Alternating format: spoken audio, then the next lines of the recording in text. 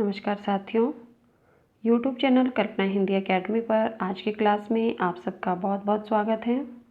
साथियों, आज हम हिंदी भाषा और उसके विकास से संबंधित कुछ महत्वपूर्ण प्रश्नों पर चर्चा करेंगे जो सभी परीक्षाओं के लिए उपयोगी रहेंगे। हमारा पहला प्रश्न है, ईरानी महाभारत काल से ही भारत को हिंद कहने लगे थे, यह कथन किसका है? ईरानी महाभारत काल से ही भारत को हिंद कहने लगे थे, यह कथन किसका है? ऑप्शन है जॉर्ज ग्रियर्सन, राहुल सांकृत्यायन, हेमचंद या पंडित रामनरेश त्रिपाठी। इसका सही आंसर है ऑप्शन नंबर डी।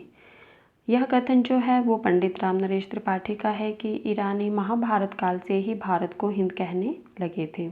हमारा अगला प्रश्न है, विश्व की भाषाओं को मुख्यतः कितने भाषा परिवारों में विभाजित किया गया है?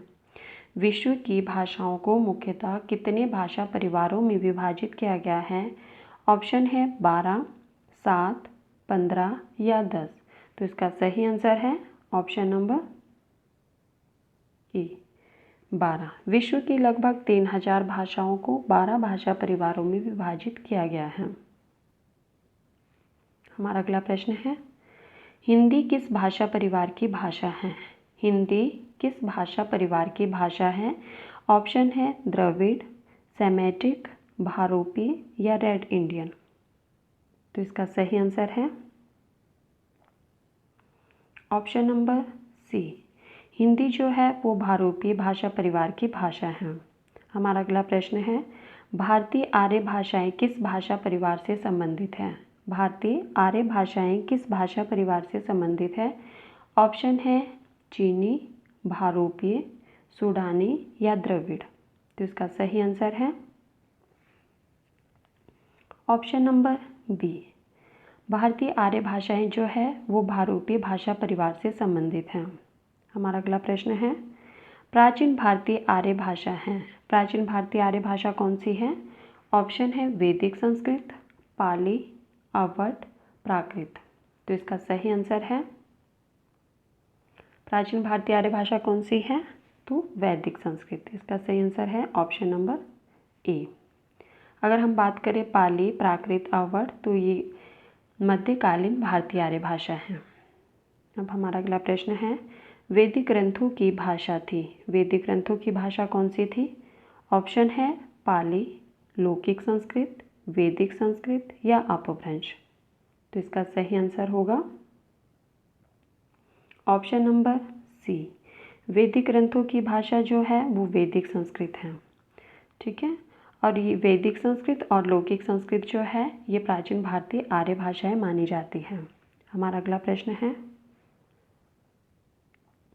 विद्वानों ने वैदिक ध्वनियों की संख्या 52 मानी है, इसमें कितने स्वर तथा कितने व्यंजन हैं? विद्वानों ने वैदिक ध्वनियों की संख्या 52 मानी है, इसमें कितने स्वर तथा कितने व्यंजन हैं? ऑप्शन है 11 स्वर तथा 11 व्यंजन, 13 स्वर 39 व्यंजन या 12 स्वर तथा 40 व्यंजन या 15 स्वर तथा 37 व्यंजन। तो इसका सही आंसर होगा ऑप्शन नंबर बी।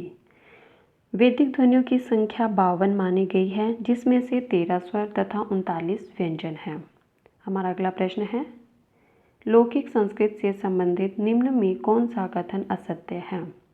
लौकिक संस्कृत से संबंधित कौन सा कथन जो है वो असत्य है? ऑप्शन है लौकिक संस्कृत में केवल 48 वर्ण शेष रह गए, बी लौकिक संस्कृत की ध्वनियों में जिहा मूल्य तथा उपधमानी लुप्त नहीं हुए, सी रामायण, महाभारत, अष्टाध्यायी, पुराण आदि ग्रंथों की रचना लौकिक संस्कृत में ही हुई। लौकिक संस्कृत में वैदिक संस्कृत की अपेक्षा क्रिया रूपों और धातु रूपों में विशेष अंतर आ गया। तो इसमें से कौन सा कथन जो है वो असत्य है? इसका आंसर होगा ऑप्शन नंबर बी। यह कथन जो है वो असत्य है कि लौकिक संस्कृत की ध्वनियों में जिहा मूल्य तथा उपधमानी लुप्त नहीं हुए। हमारा अगला प्रश्न है, मध्यकालीन भारतीय आर्य भाषा का कालक्रम है। मध्यकालीन भारतीय आर्य भाषा का समय क्या माना जाता है? ऑप्शन है 1500 ईसा पूर्व से 500 ईसा पूर्व या 500 ईसा पूर्व से 1000 ईस्वी, या 1000 ईस्वी से 500 ईस्वी, या 500 ईस्वी से अब तक। तो इसका सही आंसर होगा मध्यकालीन भारतीय आर्य भाषा का समय जो माना जाता है वो माना जाता है 500 ईसा पूर्व से 1000 ईस्वी तक। ठीक है, हमारा अगला प्रश्न है, प्रथम प्राकृत भाषा कहा जाता है। प्रथम प्राकृत भाषा किसे कहा जाता है? ऑप्शन है अपभ्रंश को, संस्कृत को, पाली को या अवध को। तो इसका सही आंसर होगा ऑप्शन नंबर सी। ठीक है, पाली को जो है वो प्रथम प्राकृत भाषा भी कहा जाता है और बुद्ध ने पाली भाषा में ही उपदेश दिए थे। हमारा अगला प्रश्न है, त्रिपिटक ग्रंथों की रचना किस भाषा में हुई?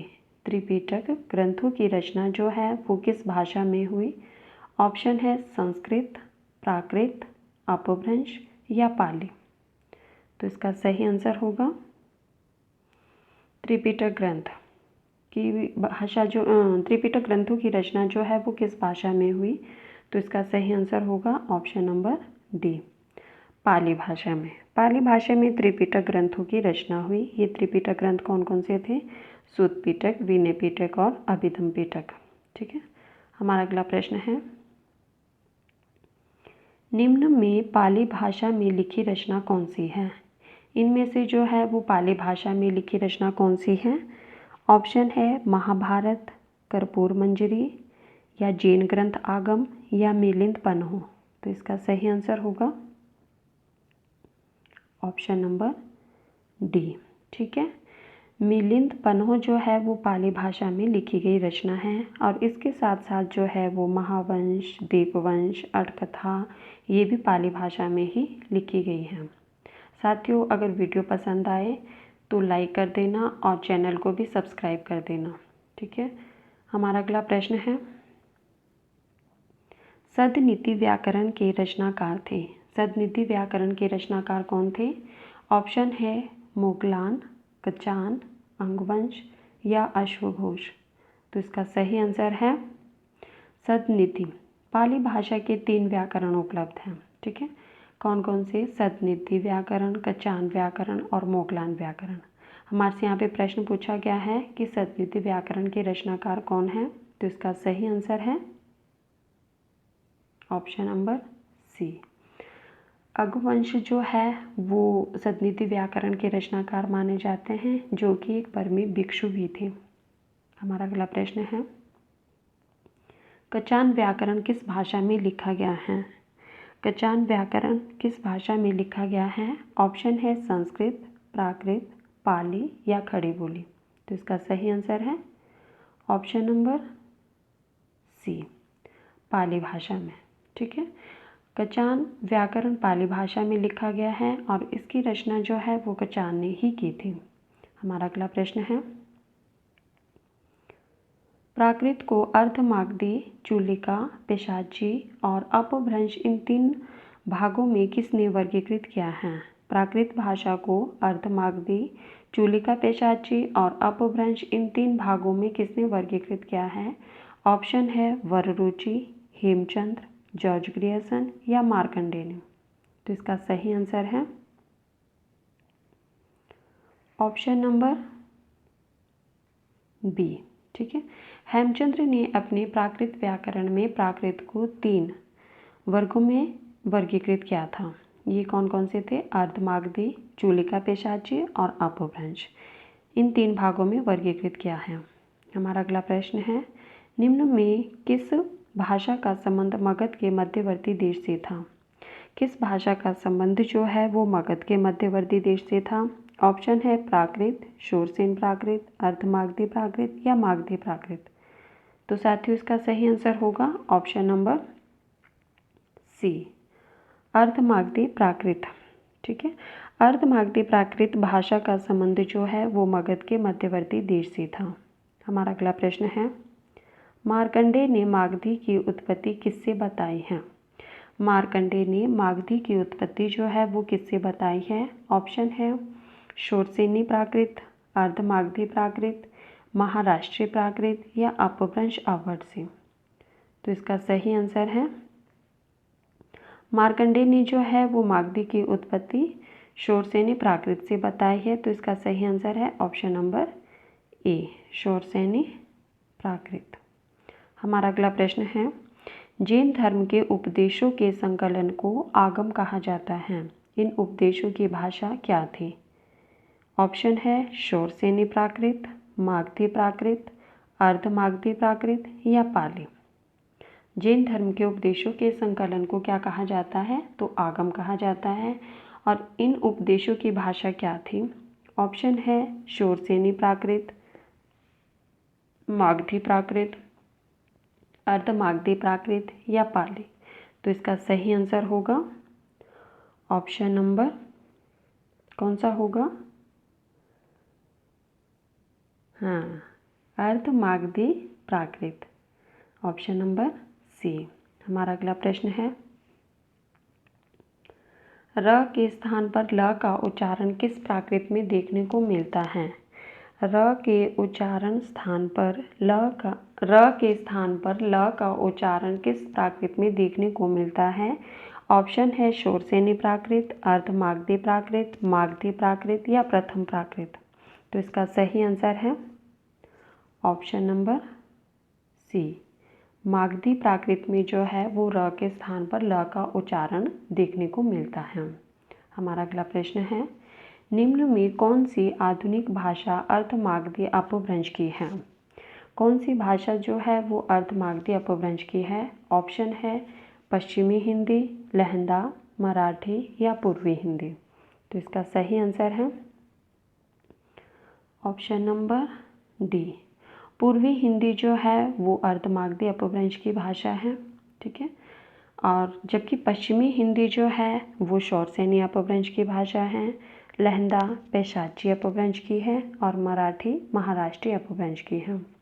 साथियों, वीडियो को लाइक भी कर देना और जो पहली बार चैनल पे आए हैं वो चैनल को सब्सक्राइब भी कर देना ताकि आने वाली हर वीडियो की नोटिफिकेशन आप तक पहुंचे। हमारा अगला प्रश्न है, अपभ्रंश के महान कवि स्वयंभू है जिन्होंने 10वीं शताब्दी में भविष्यत कहा की रचना की, या पौमचरयु रिठनेमी चरयु की रचना की, या महापुराण की रचना की, या करकौं चरित की रचना की। तो इसका सही आंसर है अपभ्रंश के महान कवि स्वयंभू जो कि 8वीं शताब्दी के माने जाते हैं, उन्होंने पौमचरयु और रिठनेमी चरयु की रचना की है। तो इसका सही आंसर होगा ऑप्शन नंबर बी। ठीक है, अगर हम बात करें 10वीं शताब्दी में भविष्यत कहा की रचना किसने की, तो धनपाल ने। महापुराण की रचना किसने की, तो पुष्पदंत ने। और करकौं चरित की रचना किसने की, तो ये की करकामुनि ने। हमारा अगला प्रश्न है, कौन सी भारतीय आर्य भाषा पश्चिमी गोडियन की भाषा नहीं है? कौन सी भारतीय आर्य भाषा जो है वो पश्चिमी गोडियन की भाषा नहीं है? ऑप्शन है राजस्थानी, पंजाबी, सिंधी, गढ़वाली। तो इसका सही आंसर होगा ऑप्शन नंबर डी, गढ़वाली। ठीक है, डॉक्टर हॉर्नले ने आधुनिक भारतीय आर्य भाषा को 4 वर्गों में बांटा था। उत्तरी गोडियन में कौन सी आती है, तो गढ़वाली, नेपाली और पहाड़ी। जबकि पश्चिमी में जो है वो आती है हमारे राजस्थानी, पंजाबी, सिंधी। ठीक है, हमारा अगला प्रश्न है, हिंदी भाषा के बहुसंख्यक लोगों की भाषा होने के पश्चात भी इसका क्षेत्र संपूर्ण भारत नहीं है, क्योंकि हिंदी भारत, प्रश्न एक बार रिपीट, हिंदी भारत के बहुसंख्यक लोगों की भाषा होने के पश्चात भी इसका क्षेत्र संपूर्ण भारत नहीं है, क्योंकि केवल उत्तरी पश्चिमी क्षेत्र को हिंदी प्रदेश कहा जाता है, या राजनीतिक स्वार्थ हितों के कारण इसे कुछ ही राज्यों में मान्यता प्राप्त है, या फिर ऑप्शन है हमारे पास दक्षिण भारत में हिंदी भाषी लोगों की संख्या कम है, डी आर्यों का प्रभुत्व संपूर्ण देश में नहीं था। तो इसका सही आंसर होगा हिंदी भारत के बहुसंख्यक लोगों की भाषा होने के पश्चात भी इसका क्षेत्र संपूर्ण भारत नहीं है, क्योंकि राजनीतिक स्वार्थ हितों के कारण इसे कुछ ही राज्यों में मान्यता प्राप्त है। तो इसका सही आंसर होगा ऑप्शन नंबर बी। हमारा अगला प्रश्न है, निम्न में से कौन सी बोली पूर्वी हिंदी की नहीं है? कौन सी बोली जो है वो पूर्वी हिंदी की नहीं है? ऑप्शन है अवधी, छत्तीसगढ़ी, बघेली, बुंदेली। तो इसका सही आंसर होगा ऑप्शन नंबर डी। बुंदेली जो है वो पूर्वी हिंदी की बोली नहीं है। अवधी, छत्तीसगढ़ी और बघेली ये तीनों ही पूर्वी हिंदी की बोली है, जबकि बुंदेली पश्चिमी हिंदी की बोली है। साथियों, ये थे हमारे आज के कुछ महत्वपूर्ण प्रश्न जिन पर हमने चर्चा की। साथियों, अगर वीडियो पसंद आई हो तो प्लीज़ लाइक कर देना और चैनल को सब्सक्राइब भी कर देना। धन्यवाद।